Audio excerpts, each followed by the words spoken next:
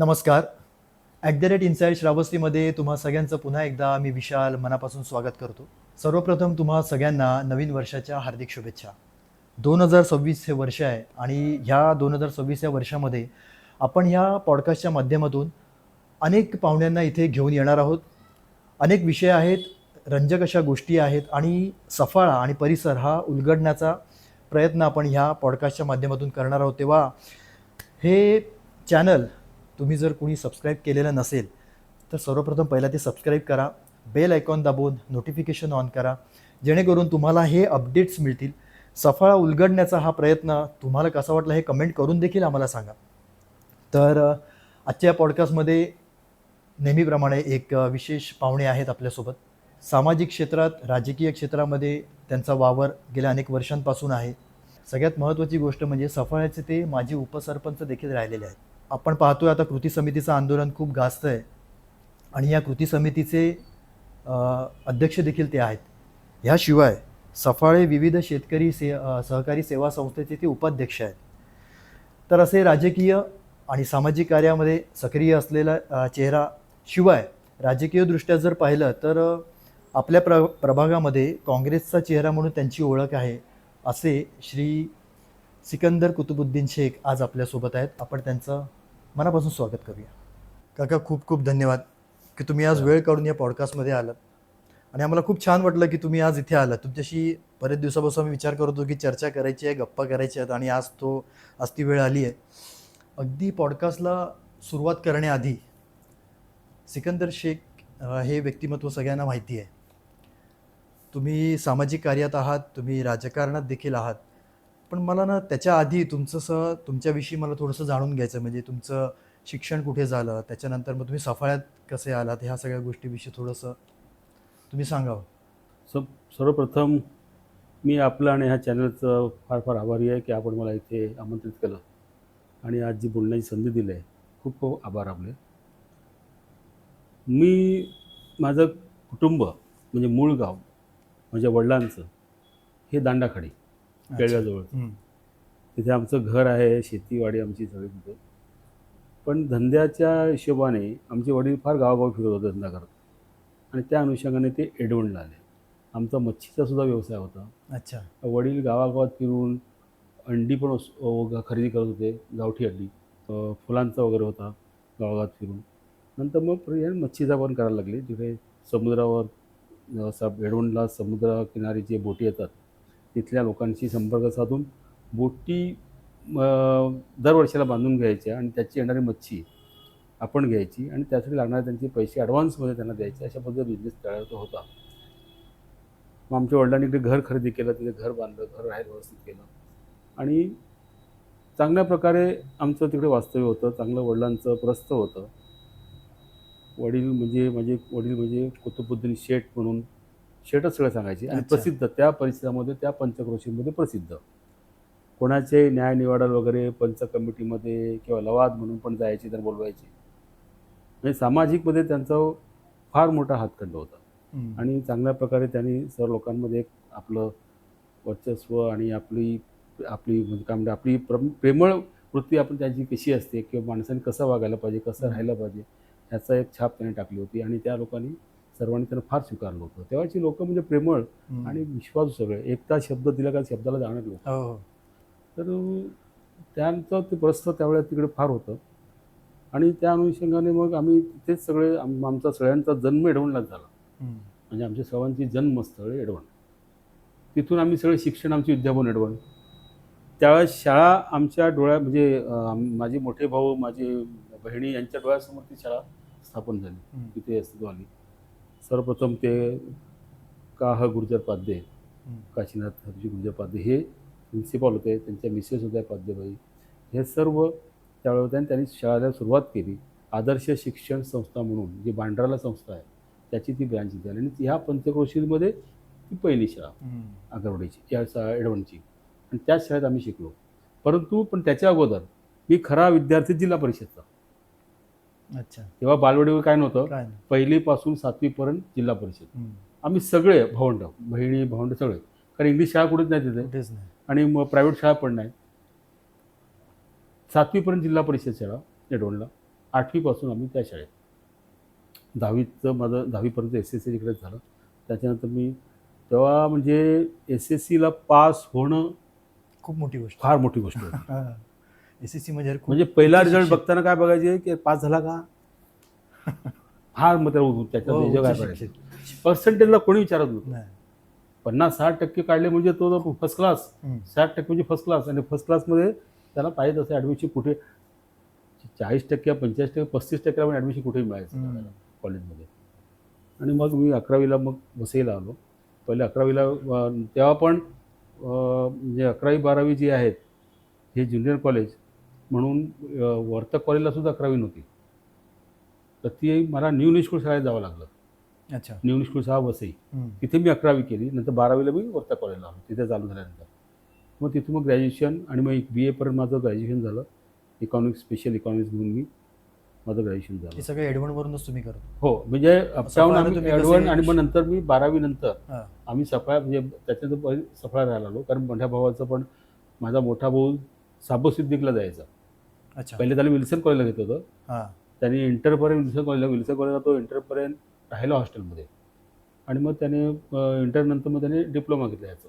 हम्म. तर त्याने सायन्स तिकडे घेतलं होतं. त्याच्यानंतर साबसिद्दीकला त्याने, तर तेव्हा ह्या प्रोसिजर होत्या आणि त्या प्रोसिजरप्रमाणे चालायच्या. आणि मग ते इंटरनंतर मग त्याने साबसिद्दीकमध्ये डिप्लोमा केला सिव्हिल इंजिनिअरचा.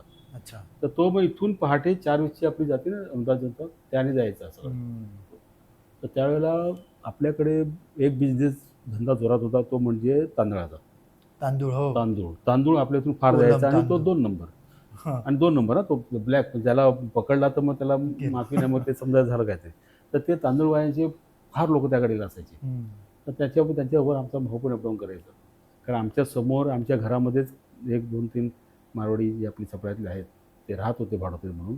आमचे एडवड सफळ्याला जे घर आहे तिथे, तर ते पण पहाटे उठून जायचे. त्यांच्यावर कपड निघून जायचं. ते अपडाऊन करून त्यांचं ग्रॅज्युएशन पूर्ण केलं, डिप्लोमा पूर्ण केला. तदनंतर ह्या सर्व गोष्टीमध्ये सगळे बहिणी वगैरे आमचे सर्व मग इथे राहायला आलो आम्ही. कारण आम्हाला प्रत्येकाला, माझी बहीण D.Ed झाली, तिला वसईला जायला लागायचं. माझं कॉलेज, भावाचं कॉलेज.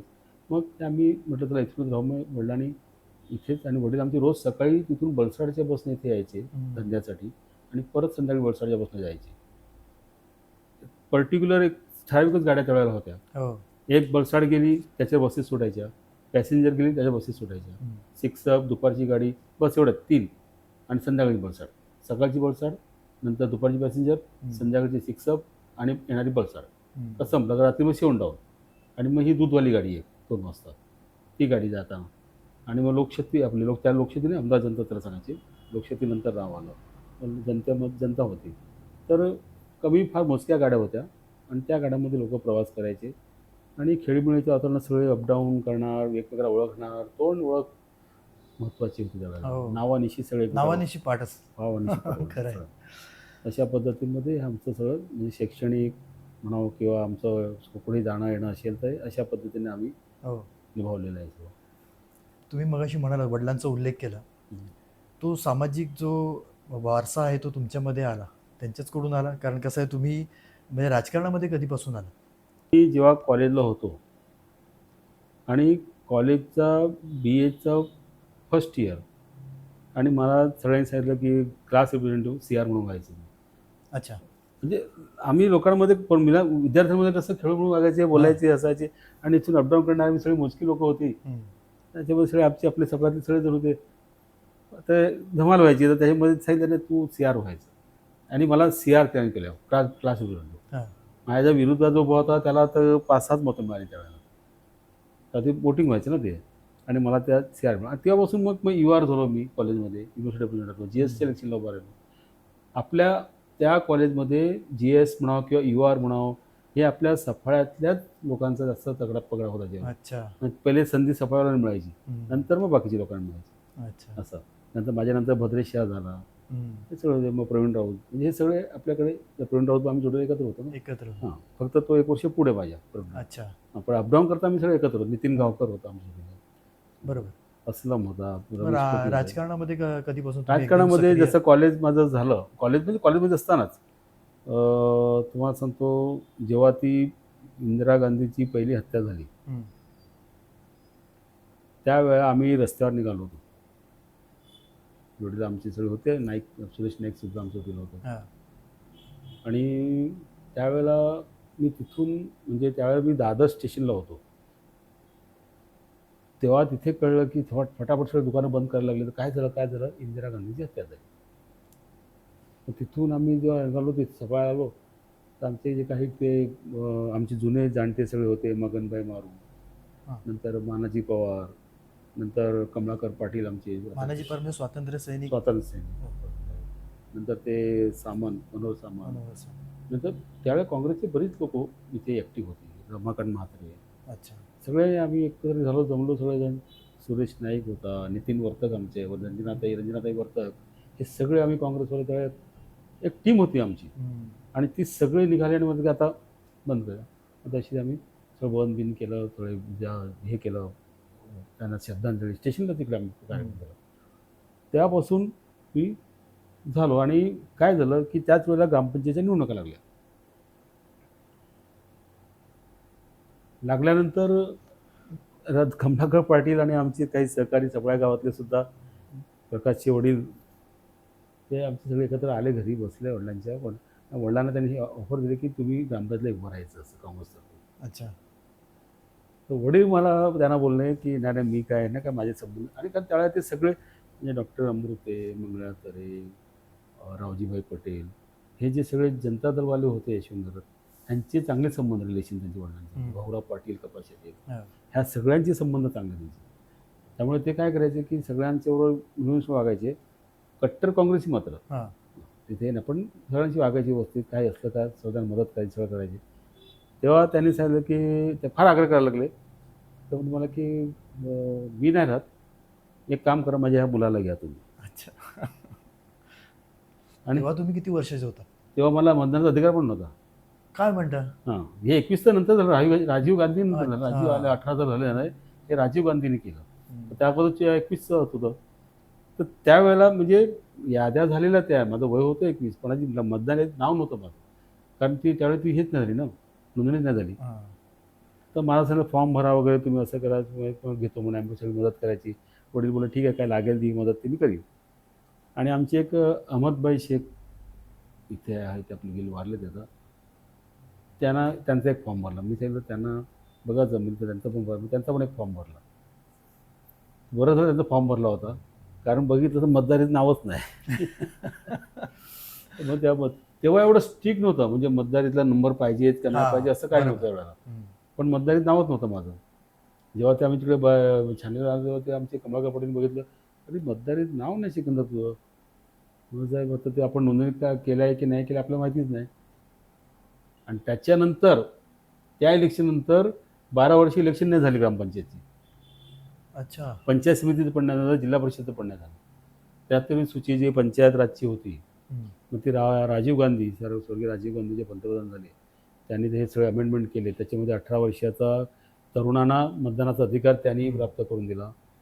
ही पंचायत राजची जी योजना आहे ती त्यांनी आणली, त्यातील सूची करून त्याचं रिझर्वेशन वगैरे सगळ्या गोष्टी ह्या लोक केल्या. तर त्यावेळेला त्या प्रक्रियेमध्ये कोर्टाचा स्टे होता आणि म्हणून 12 वर्ष इलेक्शन नाही झालं. अच्छा. मग जे होते सरपंच होते किंवा सभापती होते पंचायत समितीला, हे प्रशासक म्हणून बघायचे काम. हां. आणि ते मग जेव्हा पहिलं इलेक्शन 95 जाहीर झालं, त्या इलेक्शनला मग आम्ही उभे राहिलो ग्रामपंचायतचे. आणि आम्ही निवडून पण आलो. आणि पहिल्याच याच्यामध्ये तुम्ही निवडून आला? निवडून आलो, पहिल्या ह्याच्यामध्ये उपसरपंच झालो. आणि आमचं ठरलं होतं की 2.5 वर्ष करायचं आपण असं, कारण अनंत कडूंना दिलं होतं आणि तुम्ही मला ते. आम्ही म्हटलं चल, आता ही कल्पना नव्हती आम्हाला. आम्ही म्हटलं आता बघूया. तर त्याच्यामध्ये जर राजीनामा दिले तर म्हणे तुम्ही जिल्हा परिषद आपल्या ग्रामपंचायतचा सरपंच हा अनुसूचित जमातीचा होईल. रिझर्वेशन आलं. अच्छा.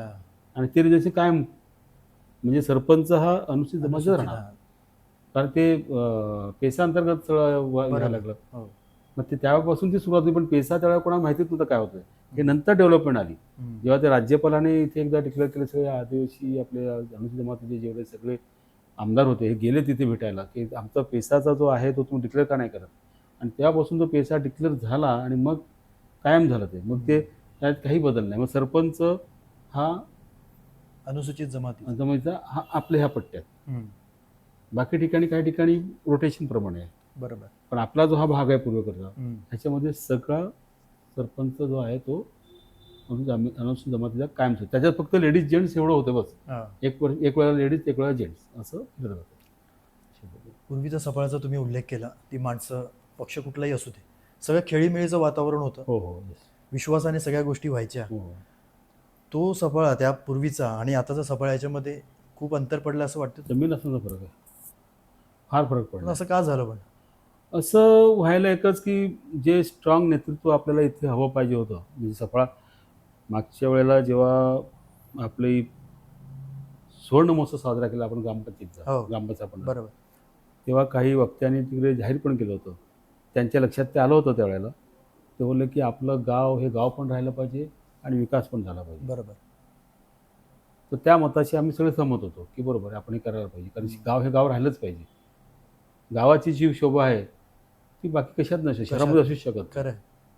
तो आपलेपणा, ती तो आपुलकी आपल्यापणात गावामध्येच. आपल्यापणाचं आहे. हो. आणि ते जर तसं ठेवलं असतं तर आज पण आपण एकमेकाला चांगल्या प्रकारे म्हणजे नावानिशी तोंडाने तोंड ओळख ही काफी झाली असते आपल्याला. हम्म. पण आज काय झालं आहे, आज आपण सगळे परके होत चालले. जो स्थानिक माणूस इथला आहे, स्थानिक हम्म. कायमस्वरूपी, तो आज परका होत चाललेला आहे. आज तुम्ही आज काय परिस्थिती आहे ती. ज्या डेव्हलपमेंटच्या नावाखाली जे झालेलं आहे, डेव्हलपमेंट व्हायलाच पाहिजे, यात कोणाची शंका नाही, वादच हो. नाही. परंतु ती कशा प्रकारची व्हायला पाहिजे होती. आज सफाळा जेव्हा स्टेशन यायचं तेव्हा माणूस कुठूनही कसाही निघायचा. आज निघताना मारामारी होते, कुठून निघायचं म्हणून. नाही, खरं आहे. आज सफाळ्यामध्ये तुम्ही किती रस्ते असायचे, किती गोष्टी असायच्या. आम्ही सगळे जेव्हा निघायचो, सकाळ झाली, आपल्या घरी आंघोळ झाली, चहा पाणी घेतलं, आपण काय इथे आलो स्टेशनला, तर ते आमचे हरिभाऊचं हॉटेल होतं, तिथे प्रकाश रेस्टॉरंट होतं. हो. ते सगळ्या पक्षाचे लोक एकमेक उभं राहायचे. आणि नुसतं सफळ्यातच नाही तर आजूबाजूच्या पंचवीस लोक पण इथे यायचे. याच्यामध्ये खूप फूट पडली आता. पण मी कुठे जागाच नाही उभं राहायला. सगळ्यांना अशी पक्षाची लेबल लागली, बाबा हे हां, या पक्षाचे, हो, ते त्या पक्षाचे, आणि हेच खूप घातक ठरणार असं घातक वाटतं. ठरणार. आणि त्याच्यामुळे काय झालंय की प्रत्येकाची विचारसरणी बदलत चालली आहे. हो. विकासाचा जेव्हा विषय तुम्ही काढला मगाशी, आपल्या सफाळ्याचे विकास पुरुष म्हणून ज्यांना म्हटलं जातं ते स्वर्गीय डॉक्टर पांडुरंग वामन अमृते. यांचं सफाळ्यासाठीचं योगदान इतकं मोठं आहे की ते शब्दात सांगणं कठीण आहे. तुम्ही त्यांच्यासोबत हो. अनेक वर्ष घालवलेली. त्यांनी सफाळ्याचा विकास ज्या पद्धतीने पाहिला होता, पुढच्या 50-100 वर्षाचा विचार करून त्यांनी आपल्या सफाळ्याचा विकास आराखडा मंजूर करून घेतला. याबद्दल थोडंसं तुम्ही सांगा ना, की काय अशी गरज पडली की त्या काळी, म्हणजे मला साधारण तुम्हीच ते वर्ष सांगावं, 80-85 असेल, की ज्या दरम्यान हा विकास आराखडा मंजूर करून घेतला. हो. ही सगळी प्रक्रिया कशी होती आणि हे का करावं असं वाटलं? त्यांनी त्यावेळेला म्हणजे दूरदृष्टीपणा जो म्हणतो तो त्याने ठेवला होता. आणि त्यांना माहिती होतं की हे पुढे जेव्हा काही होईल तर आपलं सफळा हे सुटसुटीत राहायला पाहिजे. म्हणजे कोणत्याही प्रकारचं दळणवळण असेल किंवा लोकांचं राहणीमान असेल, इथे कुठेही डिस्टर्ब होता कामा नये. म्हणजे त्यांना लोकांना कुठे असं नाही वाटलं पाहिजे की कुठे मी बचाडत राहतोय किंवा मी माणूस कसं कोंडून राहतो ना, हो. तसं कोंडल्यासारखं नको वाटायला. एक घरातून आणि- बाहेर पडल्यानं त्याला एक छान फील आलं हां, पाहिजे, छान feel छान आलं, वाटलं छान पाहिजे वाटलं. की नाही यार, मी किती छान गावात राहतो. हां.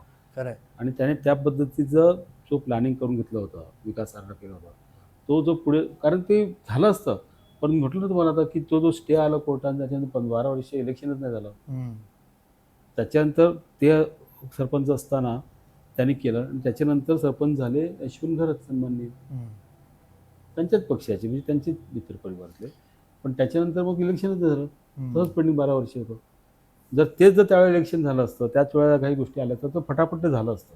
हो. आणि शासनाने पण चांगल्या प्रकारे, आणि त्याचा उल्लेख बराच वेळा झाला. म्हणजे ह्या पंचगड जिल्हा परिषदमध्ये त्याचा उल्लेख झालेला आहे डॉक्टर अमृते यांचा, हो. की त्यांनी म्हणजे एवढा दृष्टिकोन ठेवून त्यांनी जो विकास आराखडा तो तयार करून घेतला आहे आणि तो खरोखरच मान्यजोगा होता. मग त्याच्यामध्ये कोणाचं नुकसान पण होणार नव्हतं. हो. त्यांनी जी आखली होती जागा, काही लोकांना जागाच होत होतं. आता तिथून आमच्या इथून जो एक रस्ता गेला होता, तर त्याने जेव्हा आम्ही कंपाऊंड करायला घेतलं आमच्या जागेमध्ये, तेव्हा त्यांनी स्वतःहून सांगितलं की शेठ तुम्ही जरा 2 ते 3 फूट मध्ये घ्या.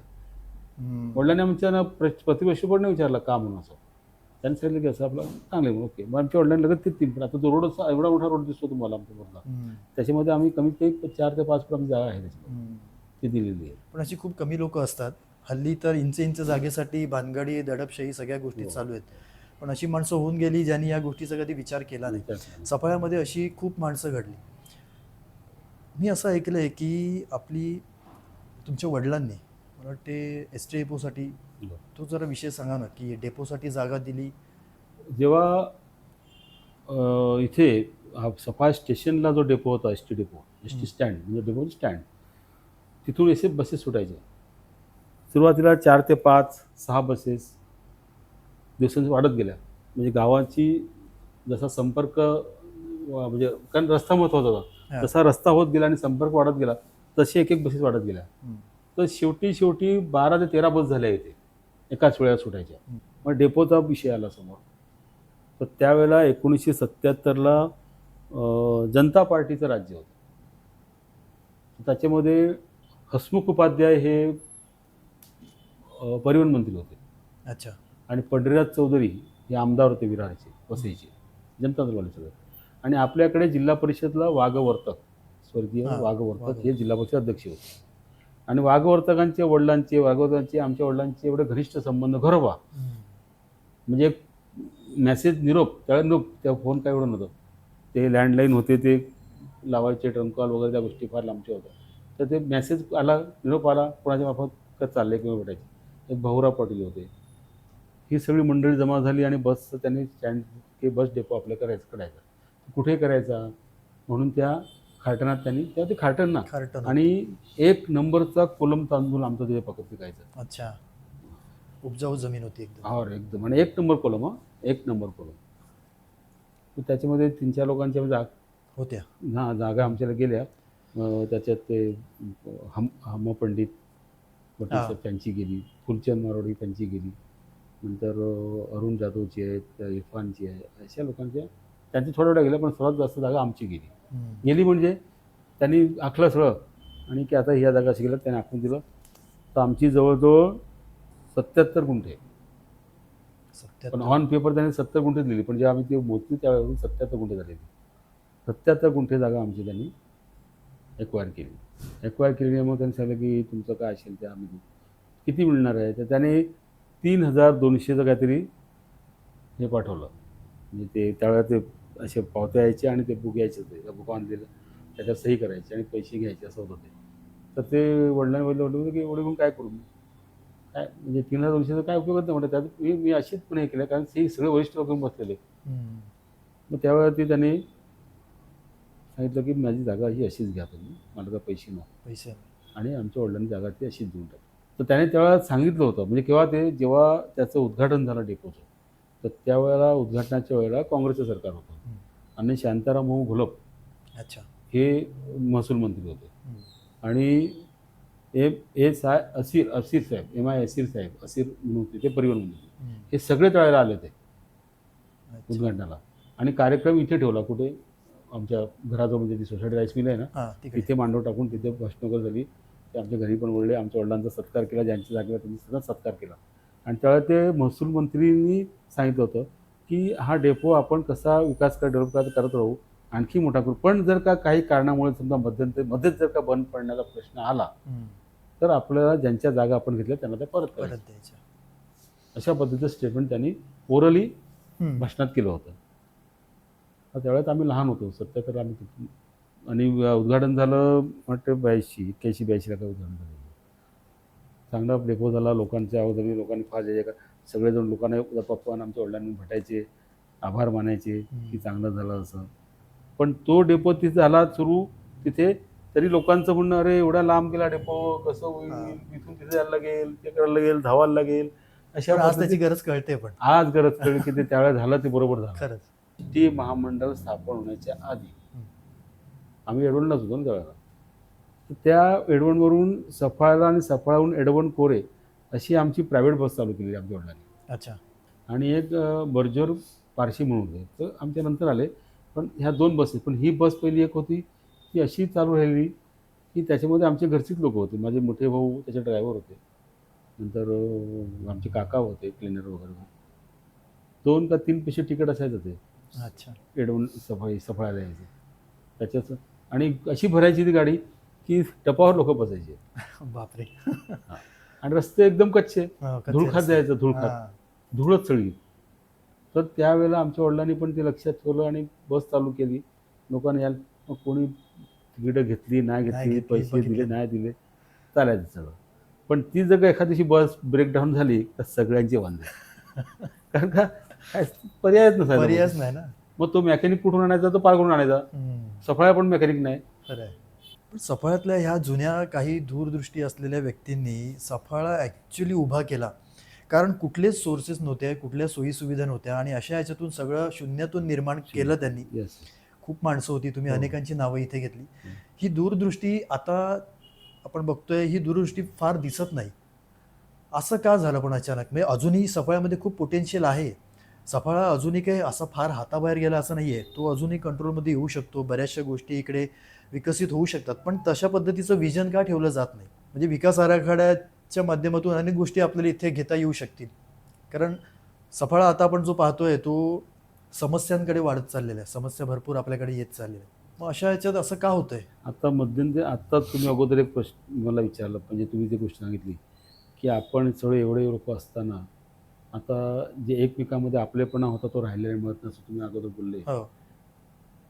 तेच कारण आहे. कारण विचार लोकांचे बदलत चालले. लोकांमध्ये जे विचार होते, विचाराकडे ताकद जी होती, एकता होती, अखंडता होती, आपण सगळेजण एक आहोत असे म्हणणारे लोक आता वेगवेगळ्या विचाराने वेगवेगळे होत चाललेले आहेत. अगोदर जी आंदोलनं व्हायची ती खरोखर म्हणजे जनतेच्या हितासाठी आणि लोक म्हणजे आपलं म्हणजे पब्लिक इंटरेस्ट ज्याला म्हणतो आपण, त्या अनुषंगाने व्हायचं. मला किंवा ज्यांनी ज्यांनी आंदोलन केलं त्यांना कुठे अपडाऊन करायला लागायचं नाही. पण लोकांना कशी सोय करता येईल, सोयी, हां बरोबर. सुविधा करता येतील, त्या करण्यासाठी लोकांनी जी आंदोलनं केली.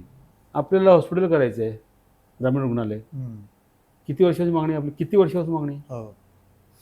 आणि त्याच्यामध्ये सगळ्यांनी म्हणजे जे पहिले इथे आमदार झाले किंवा खासदार झाले सगळ्यांनी हो हो केलं, आपण करू करू करू. आता कुठे त्याला चालना मिळत होती, तिकडे पण जागेचा प्रश्न निर्माण झाला. म्हणजे फार मोठी मोठी आंदोलनं झाल्यात. हो. राजधानी सुद्धा थांबवली आपल्याकडे. राजधानी थांबवताना आपले देशपांडे सर या केरळ स्टेशनला असे आडवे झोपले, मध्ये झोपले, ट्रॅकमध्ये ट्रॅकमध्ये झोपले. डॉक्टर अमृते पुढे असायचे. डॉक्टर अमृतेंचा फार मोठा म्हणजे डॉक्टर अमृते निघाले म्हणजे आहेत तिकडे आंदोलनात तसं म्हणल्यानंतर लोक जमा व्हायची लोक जमा व्हायची नावावर. फार म्हणजे फार क्रेज होतं त्यावेळेला. आणि त्यांची ती सेवा पण तशीच होती. त्यांनी जी सेवा दिली लोकांसाठी, म्हणजे त्याने ते स्वतः डॉक्टर होते, ते इथे बसायचे दवाखान्यात, ते लोकांना देताना पण ते कशा पद्धतीने मदत करायचे हे सगळं जगजाहीर आहे. पैसे घ्यायचे नाही घ्यायचे, 1 रुपया 2 रुपयामध्ये काम व्हायचं त्यावेळेला. हो. आंदोलनावरती जाण्याआधी मला एक विषय इथे घ्यायचा आहे की जसे पांडुरंग मामा नमृते यांचा वारंवार उल्लेख येतो. सफाळ्याच्या प्रत्येक विकसनशील गोष्टींमध्ये त्यांचा सहभाग होता. त्यांनी दूरदृष्टी ठेवली म्हणून काही गोष्टी तरी आपल्याला मिळतात. म्हणजे तो शाळा असेल, उत्तम मार्केट असेल, बरोबर. पंडित म्हणून इथे पूर्वी होती, त्यांची बरीचशी जागा इकडे होती. त्या पंडितांना सोबत घेऊन त्यांनी इथे मार्केटसाठी जागा मिळवून घेतली, शाळेसाठी जागा मिळवून घेतली. पंडितांची जागा देखील इथे भरपूर आहे. असं नेतृत्व अमृतेंसारखं का उभं राहत नाही की पुढच्या 50-100 वर्षांचा विचार करून इथे या गोष्टी होणं गरजेचं आहे. त्यामुळे अशा लोकांना पुन्हा एकत्र घेऊन, सोबत घेऊन असे काही विजनरी मुद्दे पुढे आणायचे, असं का होत नाही? काही गोष्टीवर चर्चा आमची झालेली आहे, ती करायची आहे. परंतु हा परत प्रश्न त्याच्यावर झाला की जे लोक होते, जो आपलेपणा होता तो राहिला नाही, विचारसरणी लोकांची बदलत चालली. माझा मुद्दा लक्षात घ्या, मी का बोलतो वारंवार आहे. विचार लोकांचे बदलले म्हणजे कामाची पद्धत सुद्धा बदलते. मग जो सामाजिकपणा जो असायला पाहिजे लोकांमध्ये, आपलेपणा जो असायला पाहिजे, तो राहिलेला मिळत नाही. आज आपण सर्वांनी मिळून म्हणजे हे बघा, निवडणूक ह्या निवडणुकीपुरते असतात. 10 दिवस, 15 दिवस, 20 दिवस निवडणुकीचं वातावरण असते. तेवढं संपलं की 21व्या दिवशी आपण सर्वांनी एकत्र होऊन परत काम केलं पाहिजे. आणि अशा पद्धतीने सफाळ्याची भूमिका आमची तीच ठेवली आम्ही. आणि म्हणून आम्ही मागच्या सुरुवातीला जेव्हा 1995ला जेव्हा पहिलं इलेक्शन झालं 12 वर्षांचं, त्यावेळेला तीच भूमिका ठेवली होती की आपण सर्व एकत्र यायचं. आणि आम्ही सगळे एकत्र आलो त्यावेळेला. म्हणजे सगळे एकत्र आणून आम्ही लढा द्यायचा प्रयत्न केला सगळ्यांना की चला आपण एकत्र पण लढू. परंतु नंतर त्याच्यामध्ये थोडी फूट पडत गेली. त्याच्यामध्ये आम्ही इव्हन निवडणूक लढवली तुम्ही, पण त्याच्यामध्ये यश नाही आलं. नाही आलं ना, यश आलं. आपले मेजॉरिटी आली आमच्या जोडीला 95ला. हां, आमच्याबरोबर स्वर्गीय राजा फडके सुद्धा आमच्या जोडीला होते. हो, ते सुद्धा होते आमच्या जोडीला. नंतर असलम होत्या, भद्रेश शाह होते. आम्ही सगळे एकत्रपणे निवडणूक लढवली आणि चांगले म्हणजे जे निवडून आले ते सगळे एकदम मातब्बर म्हणजे बोलणारे, करणारे, धावणारे, धडाडीचे होते. धडाडीची मेहनत करणारे सगळे आले निवडून. हो. पण इलेक्शन 95ला झालं आणि तुम्हाला सांगितलं की त्यावेळेला जो स्टे होता, तो स्टे पुन्हा परत आला आणि 1 वर्षभर आमचं सरपंच, उपसरपंचपद स्टे राहिला त्याला. अच्छा. निवडणूक झाल्यानंतर सुद्धा मग ते थांबून राहिलं, गोठवण्यात म्हणजे राहून राहिलं आणि मग नंतर मग 96ला ते परत म्हणजे कोर्टाने आदेश दिले की आता तुम्ही मग हां. ते जे आले निवडून त्याच्यामध्ये सरपंच.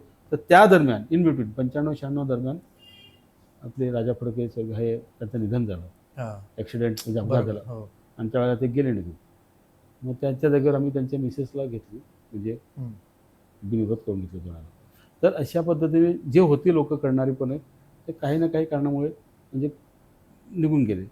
तर जर का हीच लोकं सगळी व्यवस्थित एकत्र असते आम्ही तर कदाचित वेगळं घडलं असतं, चांगलं झालं असतं. हो. पण त्यावेळेला म्हणजे आम्ही त्यावेळेला एकत्र का आलो, त्यांचे विचार वेगळे होते, आमचे विचार वेगळे होते, बदलीचे विचार वेगळे, सगळ्यांचे विचार वेगळे होते.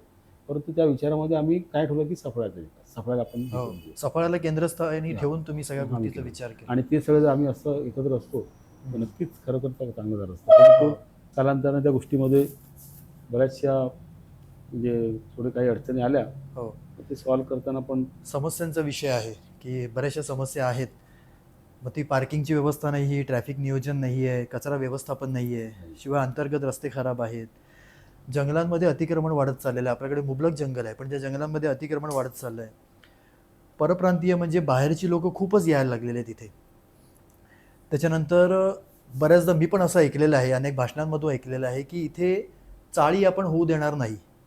पण त्या चाळींचं साम्राज्य देखील अनेक भागांमध्ये वाढत चाललेलं आहे. शिवाय सगळ्यात महत्त्वाचा मुद्दा की एक सार्वजनिक मैदान इकडे उपलब्ध नाही आहे मुलांना खेळण्यासाठी. हो.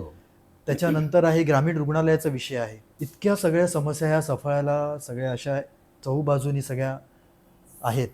ह्या सोडवण्यासाठी आता तुम्ही म्हणतात की लोक एकत्र नाही आहे, तुम्ही तुमच्या पद्धतीने आता प्रयत्न करतायत. आंदोलनं चालू आहेत. सर्वप्रथम तुम्ही म्हणजे तुम्ही सगळ्यांनी मिळून एक आंदोलन उभं केलं ग्रामीण रुग्णालयासाठी आणि त्याच्यासाठी कृती समिती तुम्ही हे केली. पहा, ते कृती समितीचं आंदोलन आता रेल्वेच्या आंदोलनामध्ये खूप सक्रिय आहे. ह्या आंदोलनांविषयी मला थोडंसं जाणून घ्यायचं आहे. सर्वप्रथम ग्रामीण रुग्णालयाचा विषय. ग्रामीण रुग्णालयाचा विषय गेल्या अनेक वर्षांपासून आहे.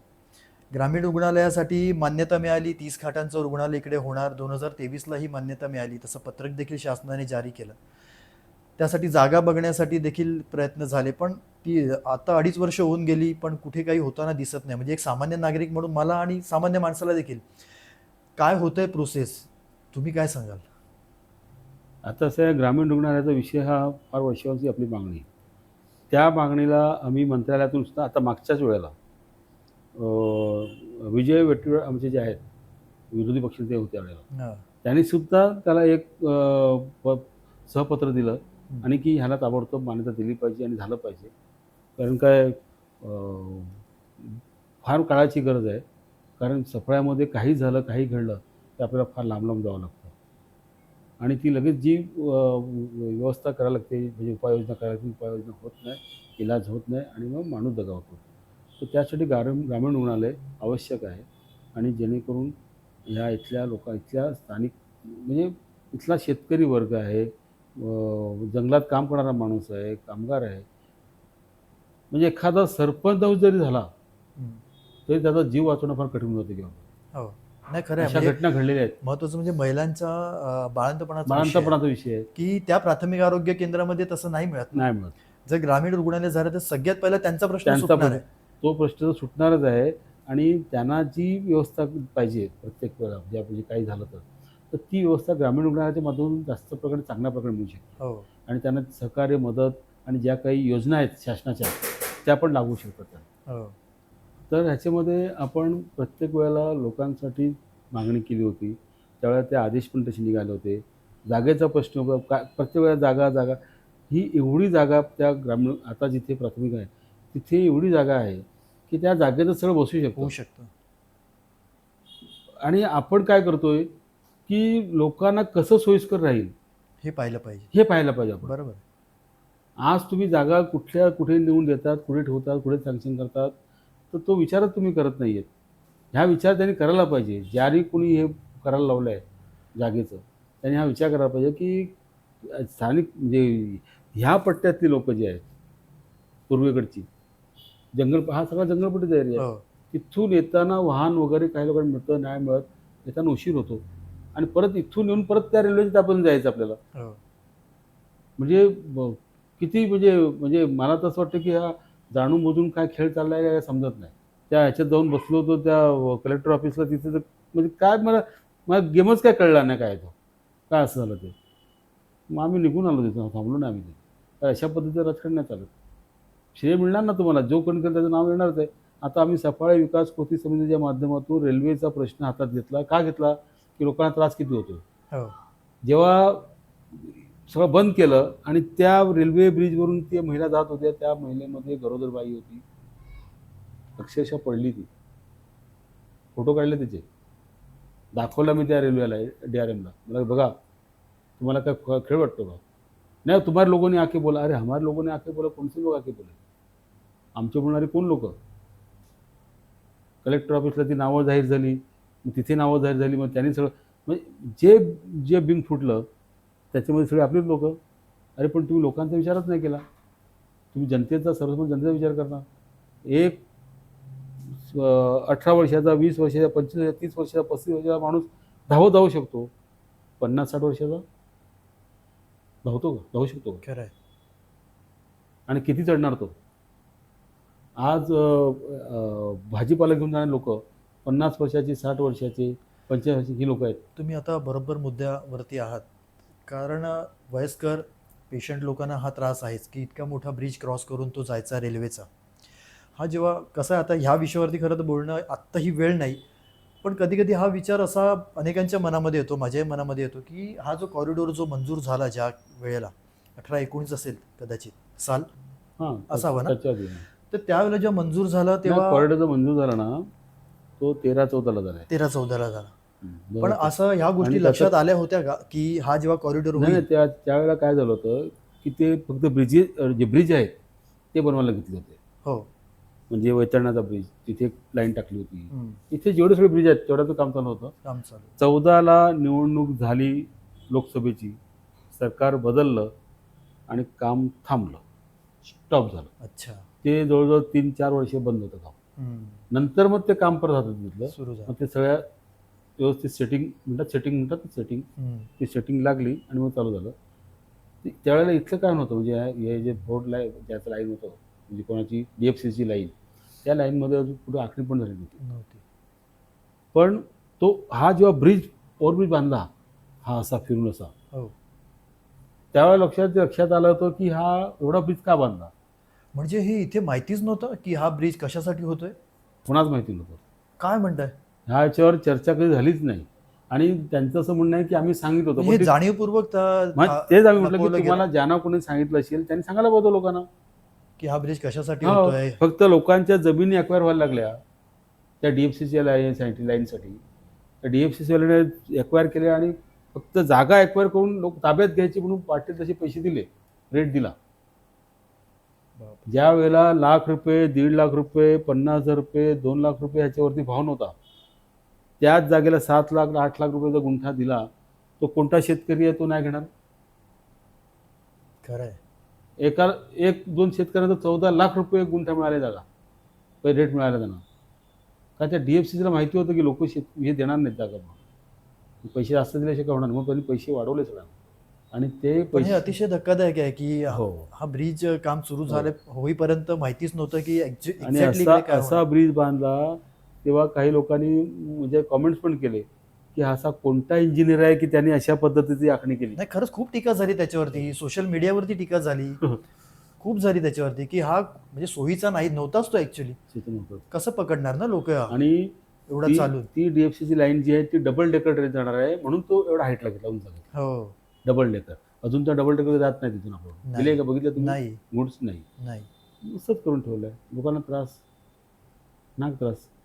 मग त्यानंतर मग ही खरी गरज पडली की सर्वपक्षीय मिळून आपण एक कृती समिती हो. आणि उभी आम्ही करावी ते लागेल. स्थापन केली आणि त्याच्यानंतर आम्ही हे जेव्हा सुरू झालं तर लक्षात आलं की हे सगळं रेल्वे फाटक बंद करणार, हे करणार, लोक जाणार कुठून. पण मला ह्याच्यामध्ये एक टेक्निकल मुद्दा थोडा विचारायचा आहे की हे सगळं होत असताना ग्रामपंचायत लेवलवरती होत असेल ना, हो. ती रेल्वे शेवटी जर प्रोजेक्ट इथे राबवते आहे तर ग्रामपंचायतमधून परवानग्या किंवा ग्रामपंचायतच्या लेवलला चर्चा झाली, ग्रामपंचायतशी पत्रव्यवहार त्यांचा झाला, रेल्वेवाल्यांचा, DFC वाल्यांचा, त्या बैठका त्यांच्या व्हायच्या, चर्चा झाल्या त्यांच्या. त्यांनी त्यांच्या सोयीनुसार किंवा त्यांना जे योग्य वाटतं त्याप्रमाणे त्यांनी केलं आणि यशस्वी करत गेले. मी तुम्हाला सांगितलं ना मागे की रेल्वे फाटक बंद करण्यासाठी तुमच्याच लोकांनी म्हणे आम्हाला NOC दिलेली आहे म्हणून आम्ही बंद केलं आहे. हा जो उल्लेख झाला तोच ना. त्यात ग्रामपंचायतचे त्याच्यामध्ये आहेत हे सह्या, पण चांगले प्रतिनिधी आहेत, लोकांनी त्यांच्या पण सह्या आहेत त्याच्यावर, त्या पत्रावर. मग आम्ही कोणा काय बोलणार? जे करणारे आहेत, करते त्यांच्या जर सह्या असतील तर आपण कोणाला आरोप लावणार? पण ह्या सगळ्या आरोप प्रत्यारोपांमध्ये सामान्य माणसाच्या हाताला काहीच हाल लागत झाले, नाही. सामान्य माणसाचे हाल झाले. एक सामान्य माणूस म्हणून काय विचार करतो की यार एक चांगली सोयी तुम्हाला सुविधा सांगतोय आपल्याला मिळाली पाहिजे. हा प्रकार घडला रेल्वेचा यावेळेला जे घडलंय. बऱ्याचशा महिला ज्या सकाळी जायच्या पहाटे दादरला, बोरिवलीला, त्या वयस्कर असायच्या, म्हणजे कमीत कमी 50 वर्ष 60 वर्षाच्या वयाच्या. बहुतेक महिलांनी आपला कामधंदा बंद केला. एवढं मोठं ओझं घेऊन चढणार कसे? हो. पण आता ह्या कृती समितीच्या माध्यमातून आत्ताची काय परिस्थिती आहे, म्हणजे हे आंदोलन कुठपर्यंत आले? कारण बघा तुम्ही सफाळे बंदचं आवाहन केलं, त्याच्यानंतर तिथे वेस्टला उपोषण केलं. हो उपोषण वगैरे झालं. मराठी मंगेश घरात यांनी हो. उपोषणाला बसलं होतं, आमरण उपोषण. हो. तर या सगळ्यांचं फलित काय आहे, म्हणजे काय होणार आहे पुढे? ह्या सगळ्यांचं फलित असं की ज्या मागण्यासाठी बसलो होतो त्या मागण्या त्यांनी त्या व्यासपीठावर येऊन उपोषण जिथे होते त्या स्थळाला भेटून त्यावेळेच्या आपले जे खासदार आहेत ते स्वतः, रेल्वेचे अधिकारी आणि हे सगळे बसून त्यांनी चर्चा करून सांगितलं की आम्ही तुम्हाला ह्या ज्या आहेत त्या करून देतो, करू, थोडा वेळ जाईल पण आपण करू. आणि त्यांनी शब्द दिला आणि त्या अनुषंगाने आम्ही ते उपोषण स्थगित केलं. त्याच्यानंतर काय झालं की बरेच दिवस झाले त्याचं काही उत्तर येईना. मग आम्ही परत त्या दिवशी जेव्हा त्या लोकशक्ती एक्सप्रेसला आपल्या सफाळ्याचा थांबा बंद केला होता, तो थांबा चालू करण्यासाठी त्यांनी ते एक दिवस त्या दिवशी ते आले होते, DRM स्वतः आले होते, खासदार साहेब होते. आम्ही त्यांना ते सांगितलं की आम्हाला वेळ पाहिजे, तर म्हणजे देतो. आणि जेव्हा ते कार्यक्रम झाला म्हणजे लोकशक्तीचा, गाडी थांबली वगैरे उद्घाटन झालं, ते गेले. मग त्या येऊन आवाज सांगितलं की तुम्ही एक काम करा, इथे चर्चा करण्यापेक्षा आपण, कारण चर्चेला वेळ जाईल, तुम्हाला 8 दिवसाने 15 दिवसाने खासदारांना मी सांगतो, तुम्ही वेळ तुम्ही या मुंबईला, आपण तिथे बसून व्यवस्थित डिस्कस करू, सगळे इंजिनियर वगैरे असतील त्यावेळेला, असे DRM बोलले. म्हणून ठीक आहे. सगळ्यांसमोर त्यांनी सांगितलं, तर लोक जमा झालेली त्यावेळेला. त्यानेही शब्द दिल्यानंतर आम्ही म्हणून ठीक आहे. त्याला पण बरेच दिवस झाले तर देतच नाहीत. आम्ही पत्र पाठवलं तर पत्राला पण उत्तर देत नाहीत. खासदारांना सांगितलं, खासदार सांगायचे करतो, बोलतो मी, होईल. मग त्यांचे ते लोकसभेचे त्याचं अधिवेशन, मग ह्या निवडणुका लागल्या सर्व, ते मागे पडलं मागे परत गेलं सर्व. मग त्यांनी आम्हाला, मग आम्ही सांगितलं तर आपण आता रेल रोकोचं हे करूया. आणि आम्ही रेल रोकोचा आंदोलनाचा इशारा देऊन टाकला. जसा इशारा दिला, जसं एक पत्र पोचलं, दुसऱ्या दिवशी कॉल आला. पहिला तर GRPचा कॉल आला की आपल्याला मिटिंग करायची आहे, तुम्ही या. ठीक आहे. गेलो पालघरला, सांगितलं त्यांना. तर म्हटलं की तुम्ही पत्र दिलं, म्हटलं हे बघा दिलं आहे.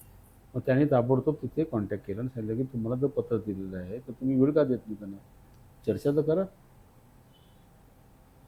मग त्यांनी ती वेळ दिली की तुम्ही या अमुक तारखेला आपण बसू. आम्ही त्याशी गावून आलो, चर्चा करून आलो. खासदार कोण होते, खासदार साहेबांनी पण चांगली भूमिका बजावली. पण काय होतं माहिती आहे का, शेवटी जेवढं ते ॲक्टिवनेस पाहिजे तेवढा नाही आहे. म्हणजे आपण की चला आता त्या गोष्टीला आता 15 दिवस व्हायला आले, आम्ही जाऊन आलो. अजून परत काय त्याचं अन्सर मिळत नाही. अजून परत मला थोडंसं याच्यामध्ये मी तुम्हाला थांबवतो. आपल्या मागण्या पण तशा होत्या की हा कॉरिडॉर झाला, त्याच्यामुळे सफाळ्याचे 2 भाग झाले. आता प्रॉब्लेम असा झाला आहे की वेस्टकडची जी लोकं आहेत त्यांना इथे येण्यासाठी खूप अडचण निर्माण होते. पूर्ण त्या उड्डाण पुलावरून आपल्याला यावं लागतं. इथून काहीच सोर्स नाही आहे.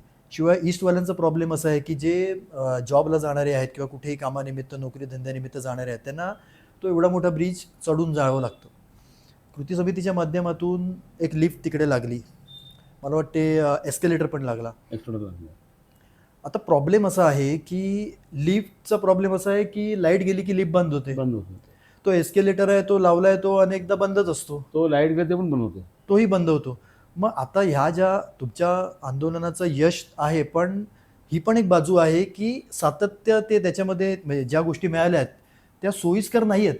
लिफ्ट मिळाली आहे ती बंद होते, एस्केलेटर आले तो चालू नाही आहे. शिवाय आता लोकांचा प्रॉब्लेम असा आहे, की जे बंद केलेलं आहे आपला फाटक, अनेक जण तो क्रॉस करून जावं लागतं. तुमच्या आंदोलनाच्या माध्यमातून तुम्ही अशी मागणी केली होती, की आम्हाला एक भुयारी मार्ग द्या. बरोबर. दुसरी मागणी अशी होती, की एक पादचारी पूल द्या.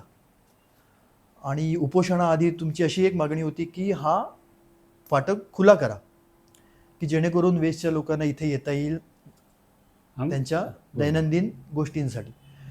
पण प्रश्न असा होतो, की तुम्ही ह्या गोष्टींचा म्हणजे अभ्यास तर केला असेलच, की समजा आपण जर भुयारी मार्ग मागतोय, तर तेवढी जागा अवेलेबल आहे भुयारी मार्गासाठी? हा एक प्रश्न उभा राहतो. पादचारी पूल हा अतिशय योग्य मार्ग आहे. जर तुम्ही त्याच्यावरतीच हे केलं असतं, की आम्हाला पादचारी पूलच हवं आहे, तर कदाचित तो झाला असता एव्हाना, असं वाटतं तुम्हाला? नाही, कारण काय माहिती आहे का, शेवटी पादचारी पुलाचं पण तेच झालं असतं, जसं आता ह्या ब्रिजचं झालेलं आहे. कारण तो ह्या साईडला DFCचं रेल्वे जात असल्यामुळे, ती डबल डेकर असल्यामुळे तो पूल उंच येतो. हां, तो बरोबर. ब्रिज उंच येणार. मग शेवटी तो चढायचा चढायचा प्रॉब्लेम पण आहेच. एक तर मग एक्सलेटर तिकडे करायला लागेल. पुन्हा एक्सेलेटर करावं. तिथे एक्सलेटर करताना का होईल मग? तर रोडला लागून जो राजमार्ग आहे, हम्म. ज्याला राजमार्गाचा दर्जा दिलेला आहे, मग तो एकदम राजमार्गाजवळ कसं करायचं कसं ते कसं करणार? होईल? बरोबर ना.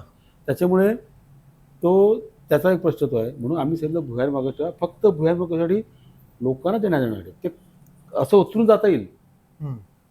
म्हणजे व्हेकल नाही जाणार. व्हेकल नाही, कोणती जस- म्हणजे 2 व्हीलर पण नाही, 3-4 काही नाही, फक्त पब्लिक. ती पायऱ्या ठेवायच्या. पण आता अशी जागा आहे या गोष्टी होऊ शकते. होऊ शकते. म्हणजे काय झालं, आम्ही तो त्या उपोषणाच्या वेळेला त्या DFCच्या इंजिनियरला त्यांना तेच सांगितलं आम्ही, की तुम्ही आता बघा, आम्ही इथे बसल्यात, सोडवायचं नाही सोडायचं बघू, सगळं तुम्ही जाऊन तिकडे बघून या, काय तुम्हाला वाटतं ते. त्यांनी बघितलं नाही, पण कारण त्यांना माहिती होतं की इथे होण्यासारखं आहे. हम्म. फक्त प्रॉब्लेम काय होईल, तिथे जी बेकरी आहे अच्छा. किंवा ते पवारांचं घर आहे किंवा ते बी टेलरचं दुकान आहे, हे लाईनमधलं कुठलं तरी 1-2 दुकानं जातील आणि थोडं पुढे येऊन थोडं पुढे घ्यायला लागेल. आणि रस्ता मग एक्सटेंड करताना अन्नपूर्णा, अतिथी ही जी लाईन आहे, हम्म. ते त्यांच्याकडून 10-12 फूट जागा घ्यावी लागेल. हम्म. तर ते स्वतः तयार झाले होते अच्छा. की आम्ही तुम्हाला 10-12 फूट 15 फूट लागेल ते आम्ही तुम्ही देऊ. कारण त्यांचा सुद्धा धंदा बंद पडला आहे हे फाटक बंद झाल्यामुळे. त्याच्यामुळे ते पण सहकार्य करायला तयार आहेत. इथे जे आहेत ते बेकरीवाले वगैरे ते म्हणतात ते आम्ही देऊ, पण आमचा तुम्ही विचार करा की आम्हाला कुठेतरी पर्याय करून द्या. तर त्यांनी सांगितलं की ह्याची वेळ येणार नाही तुम्हाला, करू आपण. आणि ते ह्याच्यामध्ये रेल्वेमध्ये 3-4 डिपार्टमेंट आहेत ना, MRVC आहे, DFCC आहे आणि रेल्वे आहे. त्या तिघांचं नीट जमलं पाहिजे. तिघांचे इंजिनियर वेगळे आहेत, ते सगळे एकत्र येतील, बसतील, तेव्हा होईल. तर त्या नोटमध्ये त्यांनी जे एक नोट तयार केली, कंबाईन सर्वे ज्यांनी त्यावेळेला केला होता, त्याची एक नोट आम्हाला मिळाली. त्याच्यामध्ये उल्लेख आहे की होण्यासारखं आहे. फक्त तिथे जो एक हे आहे, पंप हाऊस आहे तिथे पुढे, तर त्याच्यामध्ये काय अडचणी यासारखी आहे, तर ते शिफ्ट करता येईल, ते काहीतरी त्याच्यामुळे मागं निघेल. पण करण्यासारखं आहे हे आता जेव्हा कळलेलं आहे, म्हणून ते आता ते शांत बसले, ते आपण करू. आता मला आम्हाला करून पाहिजे आणि आम्हाला अंडरग्राऊंडच द्या, जेणेकरून लोकांना तिथे ते म्हणतात तिकडे पाणी जमेल, काय होईल, त्यांनी तो कारण सांगितलं. कारण तिकडे आता केरळला जे केलं आहे ना, हो. तिथे तिकडे पाणी अजूनही असतं. ते म्हणलं इथे आता आपण त्या वेगळ्या पद्धतीने करू ना. सगळ्या ठिकाणी ते विरारला आहे, कुठे पाणी जमून तिकडे. आणि पाणी जायला रस्ता जर ठेवला व्यवस्थित, पाणी झिरपायला त्यांची जी टेक्निक आहे त्या पद्धतीने टेक्निकचा वापर केला तर ते पाणी झिरपते ना मध्ये. आपल्याकडचा हा भाग सकल भाग आहे. हो. तिथे आपण अनेक वर्ष पाहिलेलं आहे, तुम्ही पाहिलेलं आहे, की पुराचं पाणी हो, पावसामध्ये किती हो, जमतं. बरोबर. मग हा जर भुयारी मार्ग झाला तर त्याचा त्रास हा होणारच आहे. नाही, नवीन टेक्निकने जर काय केलं ना त्यांनी, नवीन टेक्निकमध्ये मग पंपिंग मशीन्स वगैरे या सगळ्या पंपिंग गोष्टी मशीन येतील. किंवा ते पण पाणी, केळव्याचं आता परिस्थिती तेच आहे, पंपिंग मशीन लावलेली आहे तर तीही कधी कधी नाही ती सांगतो का तुम्हाला मी, त्यांनी जी खालून जी व्यवस्था करायला पाहिजे, खालून जे करायला पाहिजे ते त्यांनी केलेलं मिळत नाही. त्यांनी फक्त वरच्यावर त्यांनी चूकपट्टी केली आहे काम. त्यांनी त्याला ती नवीन टेक्निकप्रमाणे जर खालून केलं, खालूनच म्हणजे खालून त्याला ज्या पद्धती भरणी करायला लागते, जे काम करायला लागते ते जर केलं व्यवस्थित, तर पाणी जसं आपण शोषखड्डा करतो नाही का, आपल्या घराजवळ, तसं. आपल्या बाहेर बाथरूम, पण हे शक्य आहे इतक्या मोठ्या तशा प्रमाणात जर पद्धतीचं, पाणी हो तशा पद्धतीचं जर काय केलं होऊ तर काय होऊ शकतं. आणि तिथे एकदा कारण त्या साईडला पण हे आहे वस्ती होणारच आहे. तिथून पण आपलं आणि काय लगेच का आता वर्षभर होणार नाही, त्याला 2 वर्ष पण झालं सुरू 2 वर्ष लागतील व्हायला. तर तो पण तिकडे लोकांची जो मेन रस्ता आहे तिथून पाणी जाण्याचा मार्ग होतोच तयार. इथे सगळं दुकानं वगैरे आहेत ह्या साईडने ते लोक आपले गटार पण केलेले आहेत. त्या गटारातून पाणी निघून जाईल. जास्त पाणीकडे फक्त अति पाऊस झाला समजा हम्म. तर तो 1-2 दिवस थोडा आपल्याला त्रास होईल खाली. हम्म. तर पण लोक जातात. कारण केळव्याच्या ब्रिजच्या खालून लोक जायची. हा. गरजू लोक कुठून पण जातात. पण ह्यात तर समजा ह्याच्यात मी थोडासा शेवटाकडे ह्या मुद्द्यावरती येतोय की हे सगळं होत असताना कृती समितीच्या माध्यमातून सर्वपक्षीय कृती समितीमध्ये सदस्य आहेत. हम्म. इथला स्थानिक जो आहे मूळ, ह्या सगळ्यांना कडून काही आपण सूचना घेतल्या आहेत या सगळ्या गोष्टीसाठी, की बाबा काय एक्झॅक्टली व्हायला पाहिजे, कुठली मागणी लावून धरली पाहिजे, ह्यासाठी आपण काही सूचना हो, घेतल्यात हो. किंवा अशा सूचना तुम्ही मागवणार आहात का? आम्ही काय त्यावेळेला जेव्हा बसलो होतो त्याच वेळेला सूचना मागवल्या, लोकांच्या सह्या पण घेतल्या त्याच्यावर, जेणेकरून आपण काय काय मागणी केलेली आहे की आपल्याला काय पाहिजे. पण सर्व प्राथमिक गरजेची मागणी होती आपल्याला भुयारी रस्ता आणि एक्सेलेटर आणि लिफ्ट. ह्या 3 गोष्टी महत्त्वाच्या होत्या. त्या पहिले आपण धरून ठरल्या आणि त्या अनुषंगाने आपण बऱ्याचशा 2 गोष्टी आपल्याकडे झालेल्या आहेत. अजून आणखी एक आपलं FBO मिळतोय, तर तो पण होण्यासारखा आहे. फक्त हा भुयारी रस्त्याचा जो प्रश्न चिघळलेला आहे तर तो पण सुटेल प्रश्न. कारण आता त्या दिवशी जी मिटिंग झाली त्या मिटिंगच्या अनुषंगाने असं वाटतं. आणि ही मागणी सर्वांची म्हणजे लोकांची, सगळ्या प्रवाशांची आणि येणारे ज्याने जे या बाजारात येतात हम्म. त्यांची सुद्धा हीच मागणी आहे की खालून झाला तर बरं होईल.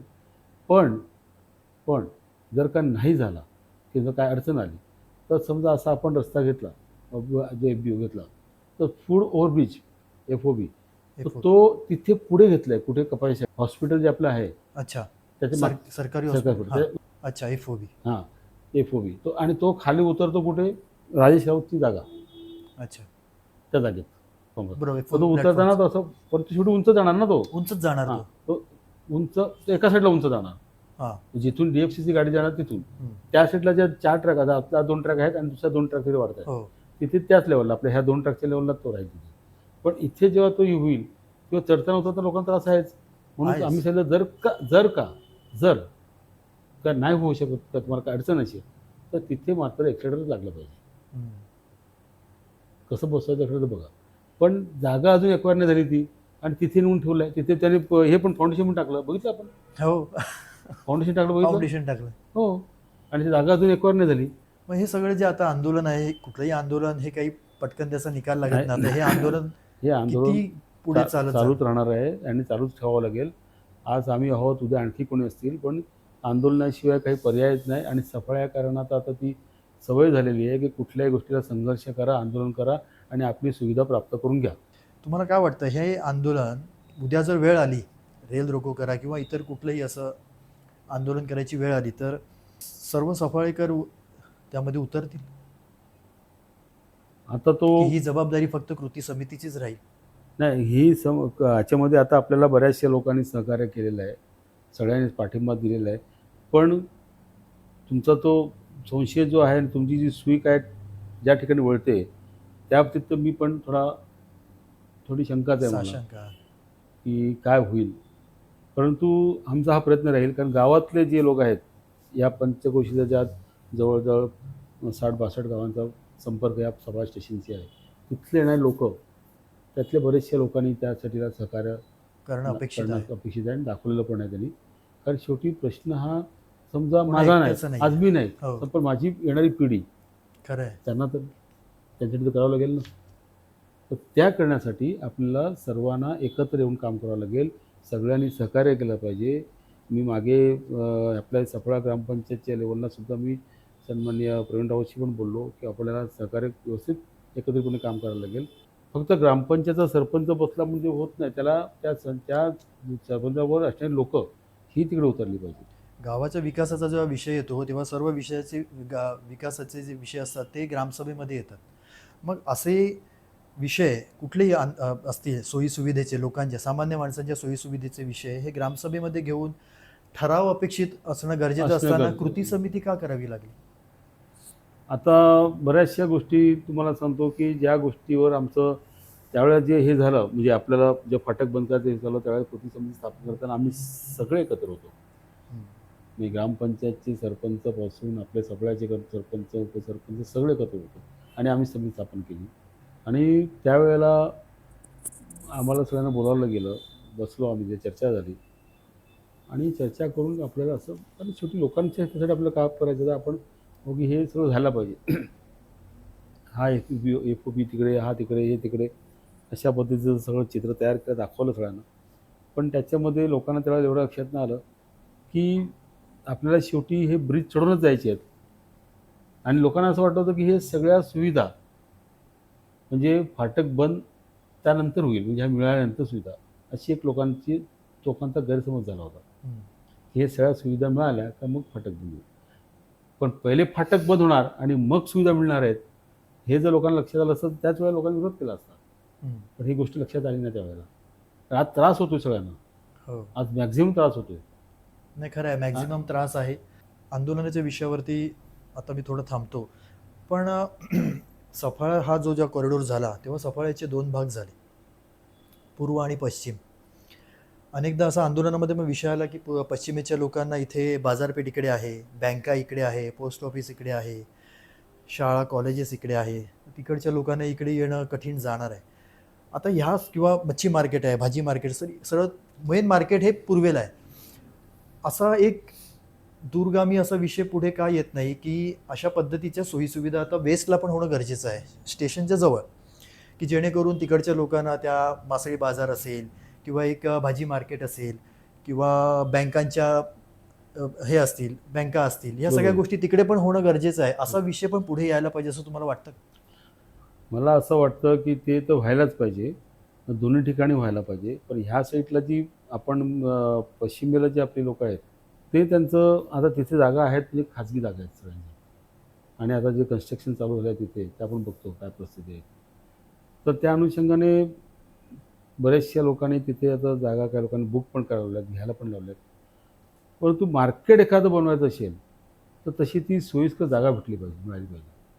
पूर्वी तशी तुम्ही आता बरोबर म्हणाल, पूर्वी अशी माणसं होती पांडुरंग अमृते यांच्यासारखी की त्यांनी ते विजन पाहिलं.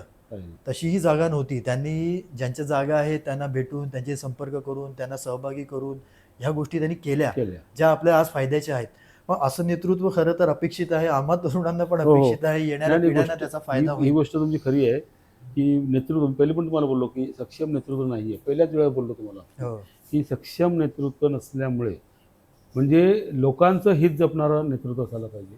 लोकांना काय त्रास होऊ नये हे हे हित जपणारं असलं पाहिजे. तर सगळ्या गोष्टी शक्य आहेत. हो, पण ते केव्हा, जेव्हा आपण स्वतः कोणत्याही प्रकारचा स्वार्थ न ठेवता. खरं आहे. जर आपण स्वतःच मनात स्वार्थ ठेवला आणि मग बाकी काम करायला लागलो तर काही होणार नाही. तुम्ही असं आता या पॉडकास्टच्या माध्यमातून आवाहन करतील की असे तुमच्या मनात कुठलं विजन असेल, कुठल्याही बाबतीत असेल, कुठल्याही विषयात, तर तुम्ही एकत्र या, आपण सगळे मिळून सफाळ्याच्या विकासामध्ये बरोबर. हातभार लावू शकू. खरोखर मला तर असं वाटतंय की आपण हे जे चॅनल चालू केलं आहे फारच म्हणजे दूरगामी लोकांवर काहीतरी चांगला परिणाम होईल आणि लोकांमध्ये अशी एक भावना तयार होईल आणि लोकांची अशी इच्छा पण होईल की आपण काहीतरी केलं पाहिजे, लोकांमध्ये आलं पाहिजे. अशा प्रकारचं आपलं हे चॅनल आहे. मी सगळ्या लोकांना, आपल्या सर्व जनतेला, सर्व मित्रपरिवारांना, आपल्या संघटनेला, सगळ्यांना, संस्थेला, सगळ्यांना मी आव्हान असंच करणार आहे की आपण सर्वांनी एकत्र येऊया.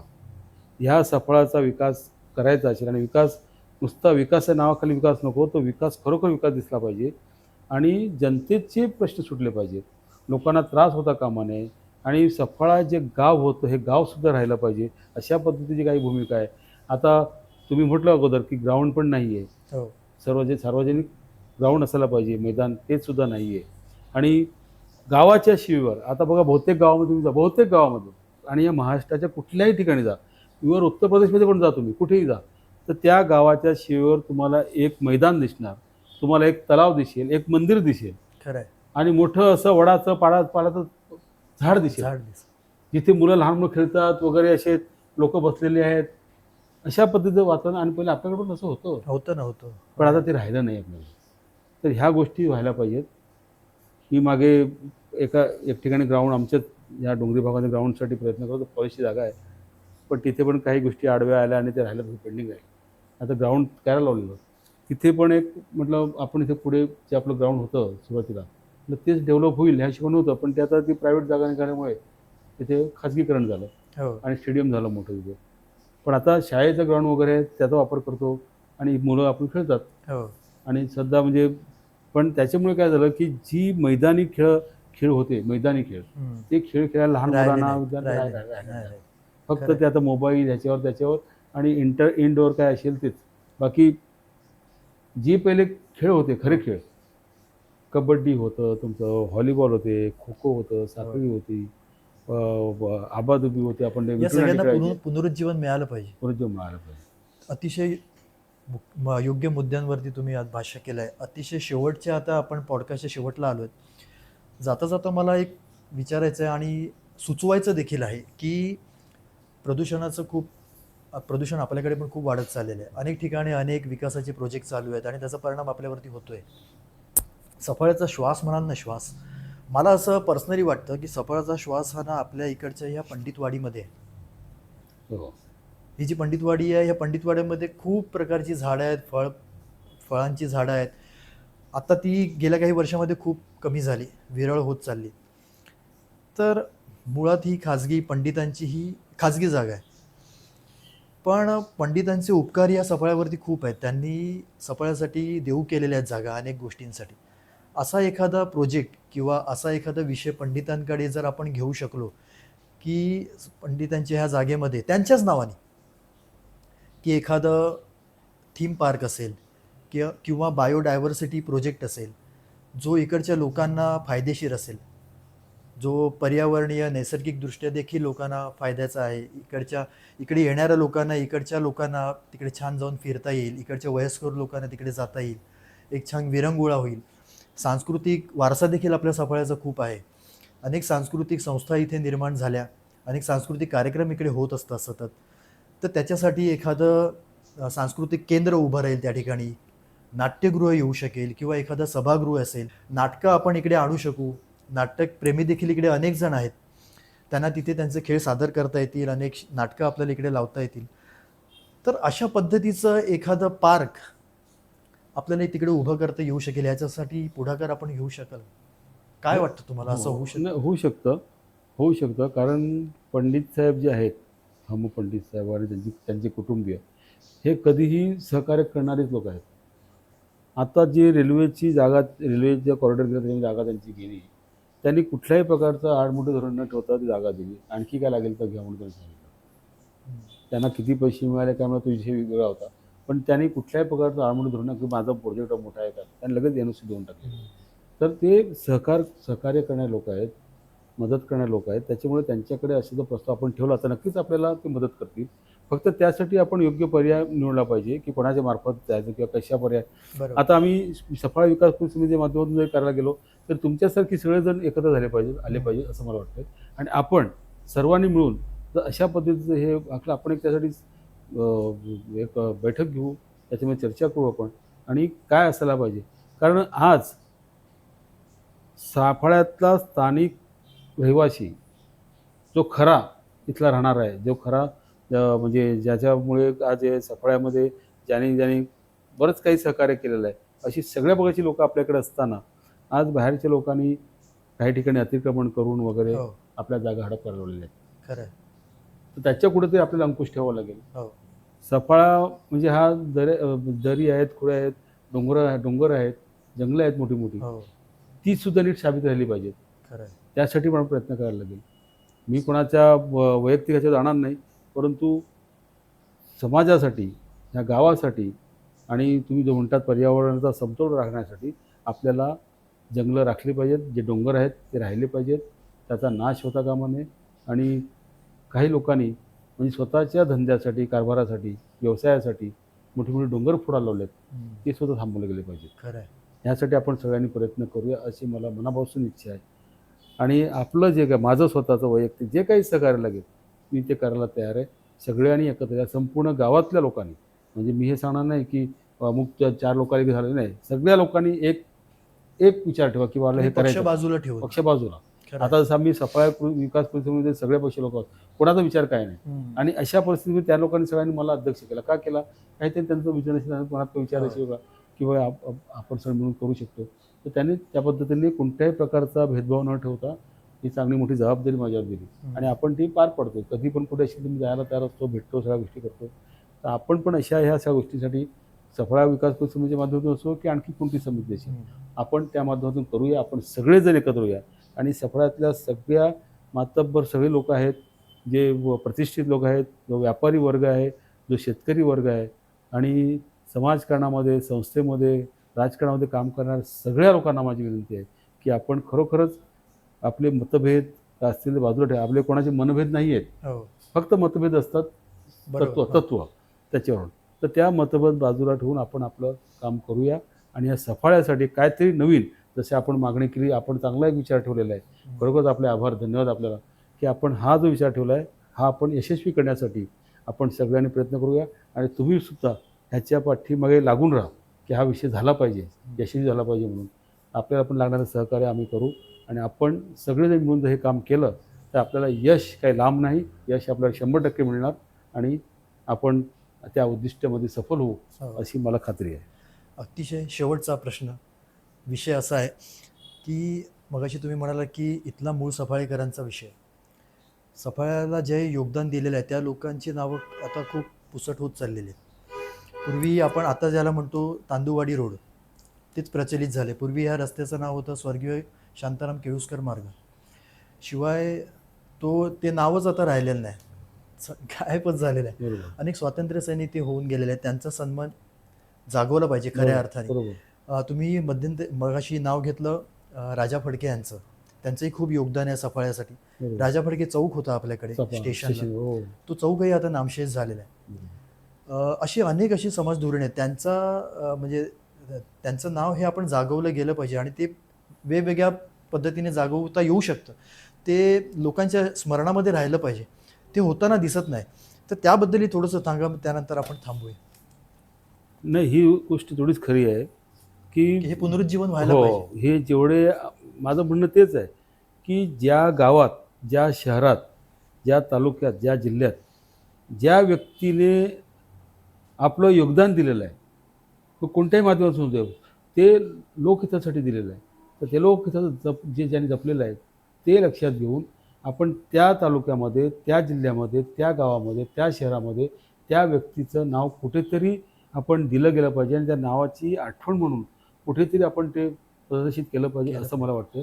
कारण मी मागे पण एक असं ते पालघरला असं गोष्ट झाली होती, तर नावं दिली ह्याची, तर विचारलं अरे पालघरमध्ये कमी लोक आहेत खरं आहे की ज्यांनी इकडे गेलं. तुम्ही त्या जे लोकनेते झाले आहेत किंवा जे मोठे महापुरुष आहेत त्यांची गोष्ट वेगळी आहे, त्यांना कुठे पण त्यांचं करता येईल. पण ज्या गावामध्ये ज्या लोकांनी केलं त्यांची नावं दिली पाहिजे, त्यांना आठवण केली पाहिजे किंवा येणाऱ्या पिढीला, आपल्या लहान मुलांना सगळ्यांना त्याचा तो विसर नाही पडला पाहिजे. पडता का खरं आहे की ते आपल्याला दिसलं पाहिजे की हा व्यक्ती ह्या गावासाठी हे करून गेला आहे. डॉक्टर पावा अमृते हे करून गेले आहेत, हे लोकांना कळलं पाहिजे. राजा फडके यांनी हे केलेलं आहे, दिसलं पाहिजे, कळलं पाहिजे. आता आपले हे प्रकाश काळे, हो, झाडाचे एक जोड अतिप्रिय, हो आणि त्यांनी एक मागे कार्यक्रम घेतला होता, त्यावेळेला त्यांनी मला बोलवलं पण होतं, मी गेलो होतो आणि मी त्यांना सहकार्य पण केलं होतं. हो, त्यांनी आपल्या पॉडकास्टमध्ये पण तुमचा उल्लेख केला. तर त्या व्यक्तीला झाडांसाठी, झाडांच्या बाबतीत आता आपण जे म्हणतात इकडे पंडितांच्या जागेत आपण झाडांचं, तर ती व्यक्ती अशी आहे की त्यांना जरी आपण सोपवलं काम किंवा तुम्ही हे काम करायला पाहिजे आम्हाला, तर तो माणूस स्वच्छेने आणि एवढ्या म्हणजे पोटतिडकीने काम करेल की आपल्याला निस्वार्थीपणे की आपल्याला काय बघावं पण लागणार नाही. तर अशा माणसाने आठवण केली पाहिजे. या सफळामध्ये बरेचशी लोक आपली अशी होऊन गेली आहेत की ज्यांनी फार काय काय केलेलं आहे. देशपांडे सरांचं रेल्वेचं एवढं मोठं आंदोलन उभं केलं, देशपांडे सरांचा विसर पडला. खरं आहे, त्यांच्यामुळे तुम्हाला एवढ्या गाड्या मिळाल्या, एवढे थांबे मिळाले आहेत, विसरले सगळे. तर हे होता कामा नये, आपण ह्या सगळ्यांसाठी केलं पाहिजे आणि लोकांना सगळ्यांना. आज आपण तुम्हाला सांगतो की हे गाव असं होतं, हे शहर की ह्या गावामध्ये कुठे काही झालं, काही वाईट घटना घडली किंवा बाबा लोकांना एकत्र करायचं आहे, तर स्टेशनवर एक घंटा आहे, ती वाजवली जोरात रात्री, सगळे लोक धावा द्यायचे. प्रथाच राहिली नाही, सगळं संपवलं. सांगा तात्पर्याचं आहे की लोकांनी थोडं जुनं पण विसरून चालणार नाही. लोकांची आठवण ठेवली पाहिजे आणि येणाऱ्या पिढीला त्याची जाण राहिली पाहिजे की बा ही असं नाही, असं आहे आणि माहिती असायला पाहिजे आणि त्याची पुनरावृत्ती ह्या आपल्या येणाऱ्या पिढीने पण करायला पाहिजे. त्यामुळे ते सगळे जे नेते होते त्यावेळेस, जे महान नेते होते, जे लोक होते, ते आता बिचारे देवाला प्रिय झाले, ते मिळत पण नाही. तर आता कोणाला सांगायचं, काय ठेवायचं हा मोठा प्रश्न पडतो. तर आता आपल्या सगळीच लोकांनी पुढाकार घेऊन आता आपली पिढी सुरू झालेली आहे, की आपल्यालाच हे करावं लागणार आहे. खरं आहे. तर आपल्याला पुढाकार घेऊन सगळ्यांनी एकत्रपणे येऊया आणि काम करूया. लोकहितासाठी बस, जनहित ह्यासाठी आपण सर्वांनी जर काम केलं तर म्हणजे एकत्र असल्यानंतर यश मिळतं. हो. लोकांसाठी काम केलं पाहिजे, जनहिताची कामं झाली पाहिजे. स्वतःचा फायदा पाहून कामं होत नसतात, तो आपोआप होतो. जेव्हा तुम्ही लोकांची कामं करत जाता तेव्हा स्वतःचाही फायदा त्या पाठवून आपोआप होत असतो. काकांनी आज खूप छान गोष्टी मांडल्या, अगदी मनमोकळा संवाद साधला, मोकळेपणाने ते व्यक्त झाले. अनेक अडचणीचे प्रश्न असतील नसतील मला माहिती नाही, पण जाणीवपूर्वक या गोष्टी करायच्या नाहीत. काही मुद्दे प्रामुख्याने समोर येणं गरजेचं होतं, त्यामुळे आज काकांशी आम्ही गप्पा मारल्या. सफाळ्याच्या विकासाची गोष्ट आणि आत्ताच आपल्याला विशालने ज्या गोष्टी सांगितल्यात त्या अनुषंगाने हे सर्वांनी एकत्र येणं गरजेचं आहे. सफाळा काय फार मोठं नाही आहे, पण दिवसेंदिवस वाढत चाललेलं आहे. त्याच्यामुळे आपण सर्वांनी एकत्र आलं तर ह्या आपल्या गावाच्या विकासासाठी आणि गावाचं नाव उज्ज्वल करण्यासाठी आपण सगळेजण प्रयत्न करू शकतो आणि आपल्याला यशसुद्धा मिळेल. आपल्या जोडीला सगळे बरेचसे लोक असतात. आता आम्ही जेव्हा काम करतो राजकारणामध्ये, आता आमचा मित्र सुरेश नाईक. हो. सुरेश नाईक म्हणजे हुशार माणूस आहे. मग त्याच्याकडे म्हणजे एक विचारसरणी वेगळी आहे आणि तो म्हणजे अभ्यास आहे खूप. अभ्यास खूप आहे त्याकडे. हो. एखादं काम त्याला सांगितलं त्याचा काय निवाडा करायचा तो करता येईल त्याला. पण जोडीला घेतलं पाहिजे आपण. हो. आमच्या त्या वर्तकताई होत्या वर्तक एकदम कडक म्हणजे बोलण्यामध्ये आणि त्यांनी फार मोठी आंदोलनं केली आहेत. तर अशी सगळी लोकं आहेत. आता समजा त्यांचं वय झालं आहे, पण तरी पण बाकीची लोकं आहेत. त्यांचा मुलगा आहे नितीन वर्तक वगैरे सगळे आपण एकत्र बसून आहेत. आता प्रवीण राऊतसारखी व्यक्ती जी आहे सफळ्यासाठी बरंच काय करू शकतात. हो, करू शकतात. त्यांना आणि त्यांनी केलं पण आहे. आता नाही असं हो. नाही. त्याच्या डेव्हलपमेंट आता ते स्टेडियम वगैरे त्यांनी केलं आहे. गावाचं नाव त्यांनी वाढवलेलं आहे. हो. आता ह्या गावाचं सफळ्याचं ह्या स्टेडियममुळे एमटेक्स हो. ह्याच्यामुळे अख्ख्या जगामध्ये नाव गेलेलं आहे. खरं आहे. आणि जगातले सर्व क्रिकेटच्या टीम वगैरे इथे येतात आज हो. खेळायला. तर अशा पद्धतीने काम करण्याची त्यांची पण म्हणजे कुवत आहे, ताकद आहे, ते करू शकतात. हो. तर आपण अशा सर्वांनी मिळून जर एकत्रपणे जर काम केलं तर नक्कीच आपल्याला यश मिळेल. आणि म्हणून मी तुम्हाला पण सांगितलं की तुम्ही ह्या सर्व गोष्टीवर तुमच्याकडे विचार चांगले आहेत आणि तुमच्याकडे आयडियाज पण चांगल्या आहेत. तर त्याच्या अनुषंगाने जर आपण एकत्रपणे काम केलं विशाल तर आपण सगळेजण हो. याच्यामध्ये यश प्राप्त करू आणि कोणत्याही प्रकारचं याच्यामध्ये राजकारण न करता, जात-पात कोणताही न मानता आपण सर्वांनी एकत्र काम केलं तर ह्या सफळाचं नाव परत ज्या पद्धतीने नाव पुढे दिल्लीपर्यंत गेलेलं आहे तसंच गाजेल हो. आणि लवकरच आपल्याला चांगलं यश मिळेल खरं अशी आहे. मला खात्री आहे. आपल्या सर्वांचं सहकार्य अपेक्षित आहे मात्र. धन्यवाद काका. मला खूप काही आता बोलण्याची गरज नाही आहे, कारण खूप सकारात्मक दृष्टिकोन काकांनी आपल्यासमोर ठेवलेला आहे आणि त्याच्यासाठी नक्की प्रतिसाद मिळेल. तुमच्या सगळ्यांकडून प्रतिसाद मिळेल अशी अपेक्षा आहे. या पॉडकास्टच्या माध्यमातून जे विचार आम्ही मांडले ते तुम्हाला पटले असतील नसतील तुम्ही कमेंट करून आम्हाला नक्की सांगा. आणि हा पॉडकास्ट हे चॅनल सबस्क्राईब करायला विसरू नका. हा व्हिडिओ जास्तीत जास्त तुम्ही शेअर करा, जास्तीत जास्त लोकांपर्यंत पोहोचवा, सबस्क्राईब करा. विषय आणि विचार पुढे नेणं हाच यामागचा उद्देश आहे. सबस्क्रायबर वाढवून कमाई करणं हा उद्देश अजिबात नाही आहे आणि हा उद्देश ठेवूनच आम्ही समोर चालतो आहेत. काकांचे मी पुन्हा एकदा खूप मनापासून धन्यवाद मानतो आणि इथे थांबतो. जाता जाता पुन्हा एकदा विनंती, काकांनी मांडलेला विषय लक्षात ठेवा. पुन्हा एकदा नवीन पाहुण्यांसोबत आपण तुमच्या समोर येऊ नवीन विषयासहित सफळ्यासाठी. खूप खूप धन्यवाद. जय हिंद, जय महाराष्ट्र. धन्यवाद. आणि हा जाता जाता महत्त्वाचा उल्लेख तो म्हणजे हे जे आम्ही शूट करतोय जिथे ते करतोय सफाळ्यामधील श्रावस्ती ज्यूस बार. इथे सर्व प्रकारचे नॅचरल फ्रूट ज्युसेस मिळतात, होममेड आईस्क्रीम असतं, स्नॅक्स आयटम असतात, अशी खूप मोठी रेंज आहे. त्याचबरोबर ह्या कार्यक्रमासाठी ज्यांचं योगदान आहे आणि सपोर्ट आहे त्याच्यामधले एक आहेत मकरंद प्रभू. त्यांचं मॅक आर्ट फोटोग्राफी ते आपले शूटिंग करतात या सगळ्याचं. वेडिंग वंडर सागा म्हणून एक इंस्टाग्राम चॅनल आहे, ते तुम्ही चॅनल देखील फॉलो करा. वेडिंग वंडर सागा हे फक्त लग्न समारंभासाठीची फोटोशूट होतं, त्यामुळे ते तुमच्या उपयोगाचं आहे, तर ते चॅनलला नक्की तुम्ही फॉलो करायला विसरू नका. शिवाय लहान मूल जन्माला आलं की त्याचं फोटोग्राफी आपण करतो, तर न्यूबॉर्न फोटोग्राफीसाठी तुम्ही मॅक आर्ट फोटोग्राफी हे इंस्टाग्राम चॅनल देखील सबस्क्राईब करा. मल्हार एंटरप्राइजेस या नावाने सोलर आणि इन्व्हर्टर याचा व्यवसाय आहे, तर त्याचं देखील फेसबुक पेज आहे, ते फॉलो करा. तर सर्व ह्या स्पॉन्सरचे आम्हाला सहकार्य इथं मिळतं. तर या सगळ्यांचे धन्यवाद. तुम्हा सगळ्यांचे पुन्हा एकदा आभार.